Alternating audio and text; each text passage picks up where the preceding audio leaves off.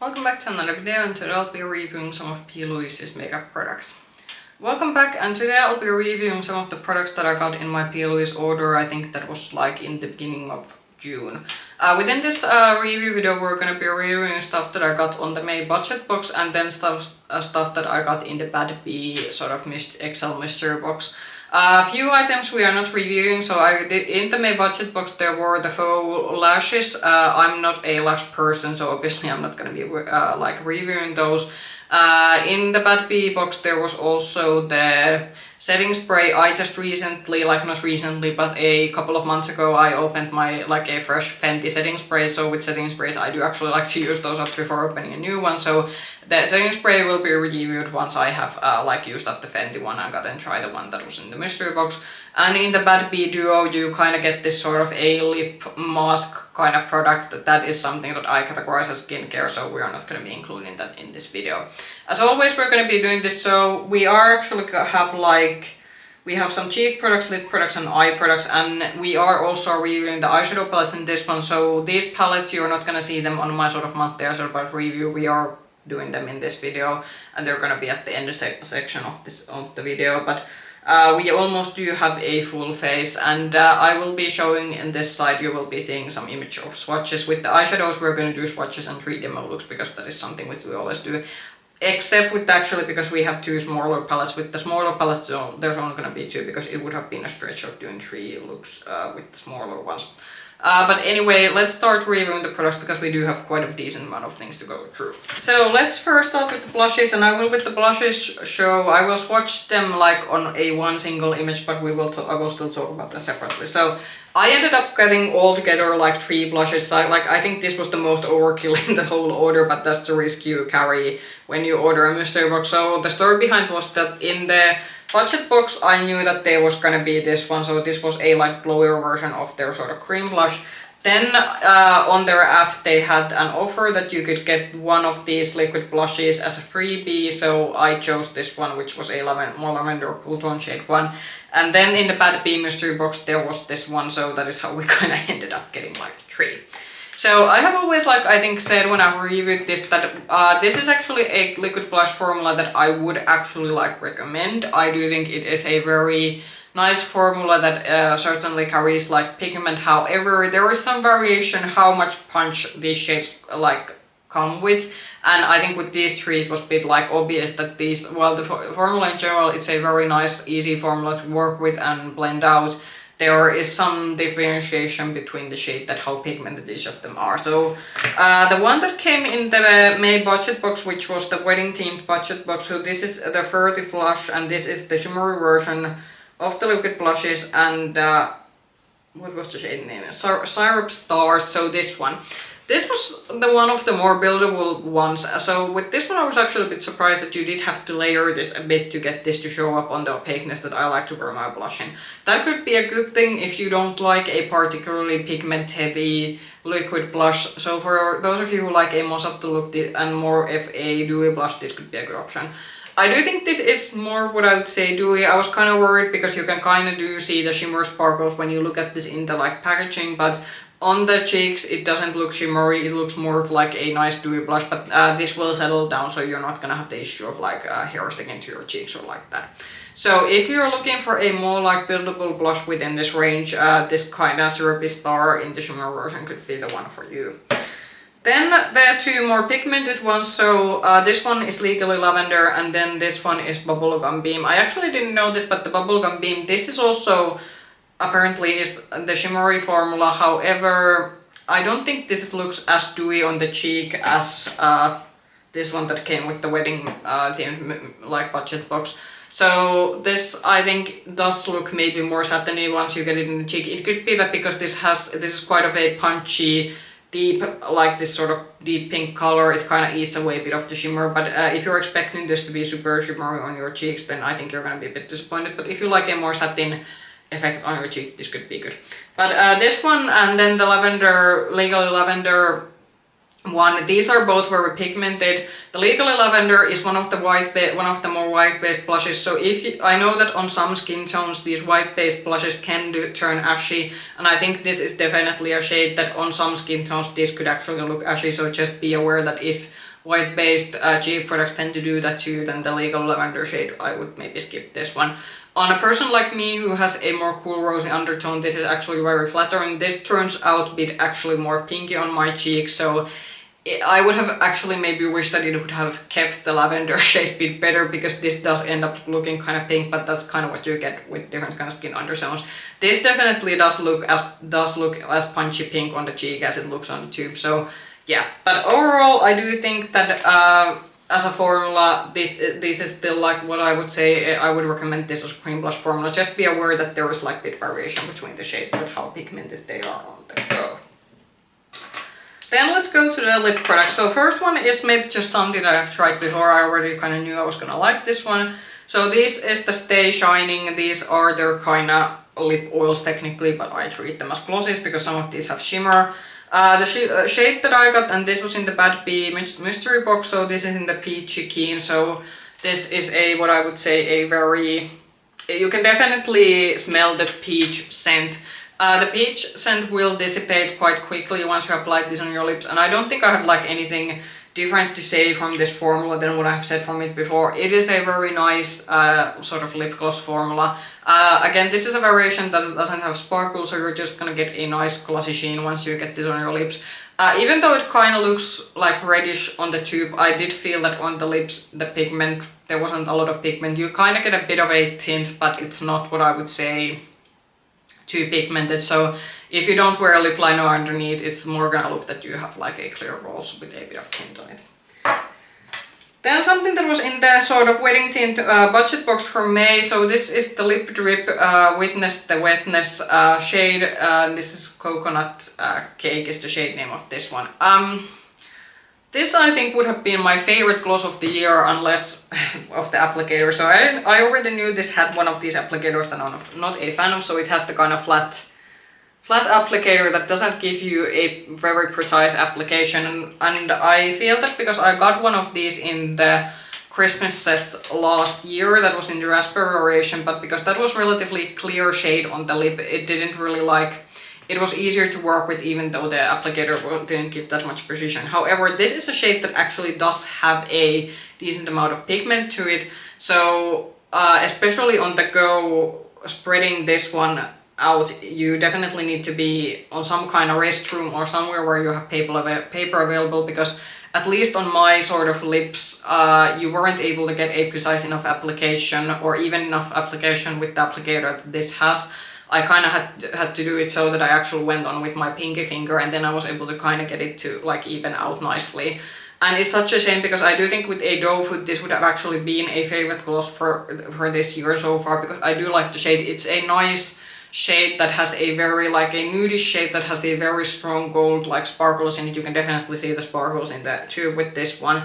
And yeah, so with a better applicator, I would have ranked this very highly. I also like this scent, so as the name is Coconut Cake, this has a very heavy, almost like toasted coconut scent. Unlike with the lip oil that I just showed, with this one the scent doesn't dissipate too quickly. It actually lingers quite a while, so if you're scent sensitive, then this might not be a product for you. But I do have to say, for me, I do enjoy the toasted coconut scent, so it's kind of this depends definitely on individual preferences. But yeah, with a better applicator, I would say that this would have been even much more better, but I will just try to deal with not having the perfect applicator for this one, because I do just like the shade of this generally. It's a very, very beautiful gloss shades.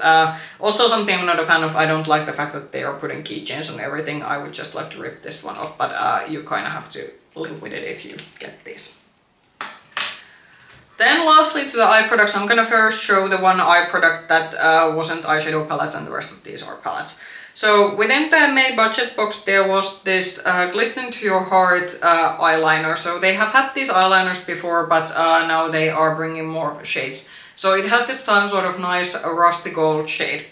I'm not a fan of doing eyeliner. I think if you have watched my channel longer, you know that I don't do eyeliners a lot in my channel, but this is actually one of the few eyeliners that I actually think this was like the most surprising favorite of products, and that's related to the fact that because this has such a precise tip. So my biggest issue with eyeliners is usually getting them close enough to my upper lash line, especially getting it to the inner corner, which is usually very hard for me to get like a clean application over there. With this one, because the tip is so fine and because this has a opaque enough formula, I am able to get this all the way from the inner corner to the whole like sort of a lash line in a very smooth motion, and it gives a very smooth opaque application. And I do kind of think that this rusty golden shade, it is quite popping. You are definitely able to notice it if you layer this, especially against the eyeshadow that is not a similar color, like close color that this is. So I think that if you especially have been having trouble of getting a precise eyeliner application to your upper lash line, I actually think this would be good. This probably is also good that if you do a lot of graphic looks with your eyeshadows, I think this is something that you would enjoy. And this formula is like, it's a opaque enough formula, so you don't have to worry about that you have to go over and over the one layer. You definitely do get a good layer application from just like one swipe with this one. So yeah, this was a surprising favorite from the things that I got from the budget box. Okay, first let's go to the palette that was in the Baddie XL mystery box. So this is the Fluffy Fantasy Rose Whale palette, and with this one you're gonna be seeing 2 looks and then the swatches on the side. So this is how it is looking. So we have a blush, a highlighter, and a eyeshadow quad. I'm gonna now pop in straight the sort of demo looks and swatches so we can kind of discuss. So I do think that individually this has a couple of things that I do like, but as a cohesive palette this isn't good. So I do think this sort of neutral peachy leaning matte blush here, this is very nice, especially for someone who has a fair skin. Also I do say that this highlighter, even though it is a very like blingy highlighter, it went on quite smoothly, and and I do think if you have a medium to deeper skin tone you would especially enjoy this one. And I do think with the eyeshadows, especially the shimmers in this one, definitely had extra sparkle. But then when you start using this as a cohesive palette, I had a lot of issues. First of all, the eyeshadow palette shades don't go together that well. I do think the biggest offender is this one. So this is this sort of like deep grayish color, like grayish shimmer that has a very strong golden sparkle to it. It doesn't really go with the peachy brown shades that are the rest of the eyeshadow shades. Also, in a sort of multi-use face palette, I don't want to have 2 similar shades, so the blush shade and one of the lightest eyeshadow shades, they are just basically identical. So with this kind of multi-face palette, I would expect each shade to be like distinct enough. Then also something to consider is that this sort of very light peachy neutral leaning blush, on my particular skin tone it looks very flattering. However, my concern is that the blush and the highlighter are clearly made for 2 different skin tones. The highlighter, on the other hand, for me, it created a cast, and especially against this sort of very pale blush shade, I really had to do quite a lot of blending and working it into my skin to not kind of make it look funny. So with this one, I feel that the highlighter is kind of made for someone who has definitely more of a deeper skin tone than I do, but then the blush is something that definitely I don't think it wouldn't show up on anyone who has a deeper than a light skin tone. So that is kind of why I think this is it just doesn't work as a cohesive whole face palette. So this is actually a product that I'm gonna be decluttering after this video, because I'm not gonna use this one. The blush that is like my favorite part of this one, it's not enough for making me want to keep this whole thing. And I think with this one they should have definitely like tried to think more carefully that who is it and what that they are making this for, and what kind of colors would actually work in a face palette like this one. Such a shame, because individually there's nothing wrong with the formulas, it's just that as a cohesive palette it doesn't work out. Then to the more like positive ones. So within the May budget box you got actually 2 eyeshadow palettes, which is actually pretty crazy. So first one was a quad, and I do think this quad is actually the best quality product in terms of the eye products that I got in the 2 mystery boxes. So this is the Round by the Stars United by Love Holding My Hand Honey. You are able to get different kind of shades in this one if you buy these sort of sets individually on their website, but with the budget box you only were able to get the one variation, which was this very like peachy one. So I'm gonna again pop in 2 looks and the swatches on the side so you can kind of see it. So I do think in terms of formula this is pretty awesome. Like Louise has definitely been upgrading their eyeshadow formula, but this one, the shimmers are very impactful, very sparkly, very buttery, and also the mattes in this one are very nice. Louise's matte quality is definitely a bit more on the buildable side, but I do think overall, in terms of quality, it is actually pretty awesome what they did in this one. This is a pretty monotone quad. You are only gonna get some kind of variation of a peachy look, and because it's the shades that are put in this one are all quite peachy leaning, there isn't a lot of variation you're gonna get with this one. But if you are kind of looking for a good like quality quad, then some of these could be very good options. Unfortunately, because you can only get these currently in sets, I would maybe wait, because sometimes then they later on, if they still have stock, they take their like stuff out of sets and put them individually on sale on their website. So maybe wait and see that will they put this on sale individually on their website, because I do think individually these could actually be maybe something very nice if you're into this kind of quad format. Then the big ticket item in the May budget box was this one. So this was the Behind the Veil, and this was one of the eyeshadow palettes.